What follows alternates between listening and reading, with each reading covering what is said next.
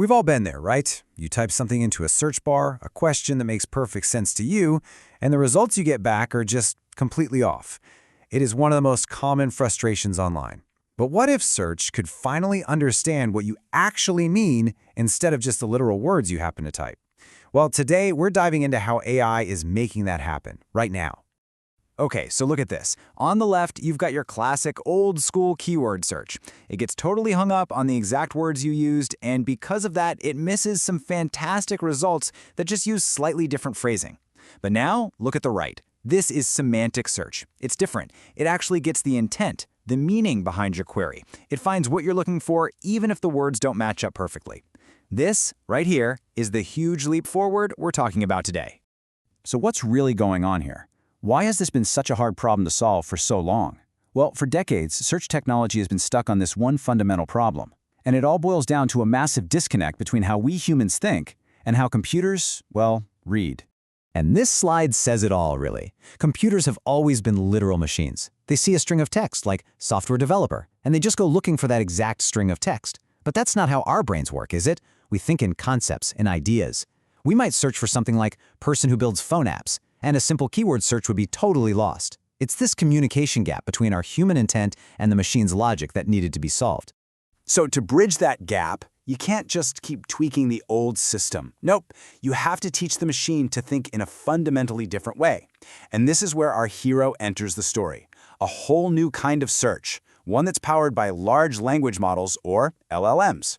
At the heart of this revolution is an idea called semantic search. And it's exactly what it sounds like. It uses AI to go way beyond just scanning for keywords. It understands the context, it gets the synonyms, it figures out the actual goal of what you're trying to do.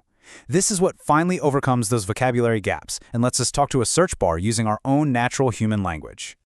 Now, making this magic happen isn't the work of just one single giant AI. It's way more clever than that.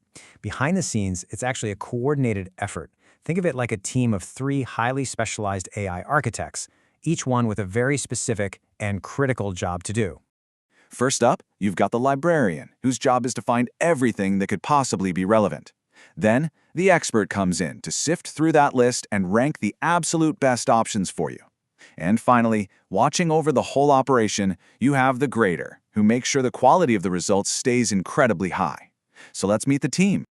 All right, first up is the librarian. Its entire job is about speed and getting a wide net. Instead of reading every document, it does something really smart. It turns your query and all the documents it can search into a kind of numerical fingerprint. It's called an embedding. This lets it instantly find documents that have a similar fingerprint to what you're asking for. It casts a very wide, but also a very intelligent net. Okay, so the librarian has given us this big, broad list of potential matches. Now it's time for the expert to step in. This is actually a small language model, an SLM, which is way more focused and efficient for this specific task. It carefully reads each result from the librarian's list, compares it very closely to your original query, and then meticulously ranks them to push the absolute best, most relevant stuff right to the top. You know, this brings up a huge question. For this whole system to actually work, the AI needs to know what a good result even looks like. I mean, relevance can be subjective, right? So where does that core definition of good come from? Well, it starts with people. At LinkedIn, where this work was done, they describe their product managers as acting like a Supreme Court. They actually debate and define exactly what a high-quality match is. They create what's called a golden set of examples, which becomes the ultimate source of truth for the entire AI system. But of course, a handful of humans can't possibly grade millions of searches every single day, so they bring in our third architect, the grader, also known as the LLM judge.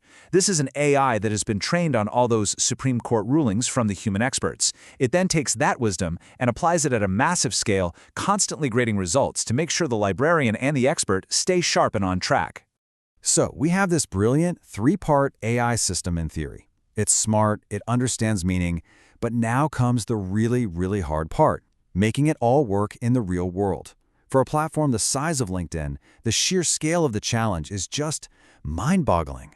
We're talking about millions of queries hitting their system every single second, and each one of those has to go through that entire librarian, expert, grader process in literally the blink of an eye. The engineering required for that is just immense. And here's the kicker. The kind of AI models that make all this possible are incredibly powerful, but they are also incredibly hungry for computer power. Running them for every single search would be astronomically expensive and way too slow. So the engineers had to get really, really creative. To tackle this, they experimented with a bunch of different ways to make the system more efficient, and this table shows their key findings. Let's break it down. On the right, throughput is just pure speed. How many items can the system process per second? In the middle, quality is a score for how good the results are. Higher is better.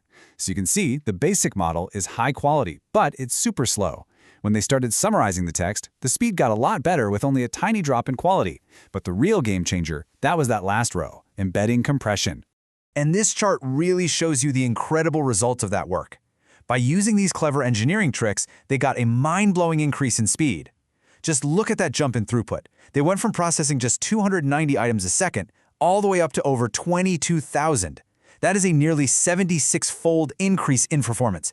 That is how you take this incredible AI and actually make it practical for millions of people. Okay, so we have a system that is super smart, it's high quality, and now it's impossibly fast. But the real win here, the part that matters most, is what this all means for you, the person actually typing in the search bar. Because this AI understands your query on such a deep level, it can now do something amazing. It can show you its work. You're no longer staring at a black box. You can actually see why a certain result was shown to you and understand how the system interpreted your words. The whole process becomes transparent, which ultimately just gets you better, more relevant results faster. And here's a perfect example of what that looks like. You type in that long, kind of messy query. An old search engine would just try to match those keywords, but this AI deconstructs it and basically tells you its game plan. It says, okay, got it. I'm searching for this specific job title at this specific company with some kind of connection to this university. It's like having a conversation with the search engine. You know, this complete transformation of the simple search bar is really just the beginning. It signals a fundamental shift in how we interact with all of our technology. We're moving away from having to give strict, literal commands and moving toward a world where our intent is just understood. It really leaves you wondering, as AI gets even better at understanding us, what's the next everyday tool that it's going to completely reimagine?